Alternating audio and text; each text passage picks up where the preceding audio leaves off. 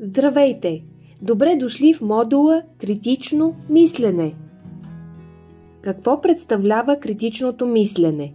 Това е способността да формирате собствено мнение. Не мисля, че много от нас биха казали, че нямат собствено мнение. Като част от критичното мислене обаче, трябва да можете да кажете и защо мислите това, което мислите. И това не е всичко. Трябва също така да можем да се аргументираме и да обсъждаме мнението си с отсрещната страна. Ще проучим и упражним заедно как да правим това. Как критичното мислене се вписва в един процес или система на мислене? Мисленето като процес за това как мозъкът обработва и използва информацията се опира на основни знания. То е нещо, което сме научили, преживели, т.е. имаме някакъв опит. Връщаме се отново към него и се опираме на него, като използваме информация от паметта. При творческото мислене използваме тази основа, за да се опитаме да измислим нещо ново, да комбинираме нови идеи и мисли една с друга или да ги поставим в нов контекст, за да получим нови резултати. И след това има критично мислене, за което вече говорихме, което е наша тема и казахме, че ще се опитаме да формираме собствено мнение въз основа на добри аргументи, които можем да защитим. Сега, нека помислим кои от тези 11 принципа принадлежат към критичното мислене. Спрете видеото за 1 минута и проведете групова дискусия. Ще се радвам да науча до какви изводи сте стигнали.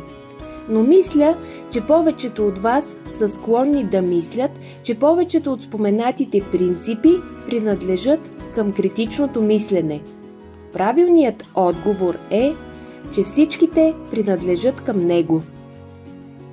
В края на този уводен раздел ще разгледаме още едно интересно изследване и неговите резултати. През 90-те години на миналия век социолозите Дънинг и Крюгер се фокусират върху проблема как хората възприемат себе си и заобикалящата ги среда във връзка с тяхното образователно равнище или експертни познания по дадена тема. И откриват едно интересно явление. Накратко, те са стигнали до извода, че колкото по-малко знаем по дадена тема, толкова по-уверени сме в твърденията си. И как точно е станало това? Изследването показва, че хората с ниски умения и компетенции в дадена област, въпреки че се представят на средно ниво, са склонни да бъдат по-уверени. Те са склонни да надценяват представянето си. Казват, направих много, имам голям принос, без мен не би могло да стане. Не знам какво бих могъл да направя по-добре или какво още бих могъл да направя.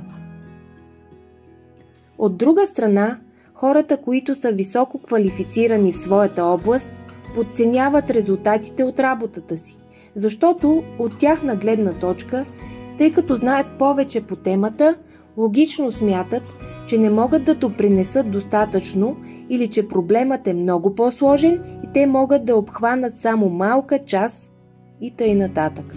Много интересно, нали? Тези американски социални психолози описват резултатите от това проучване през 1999.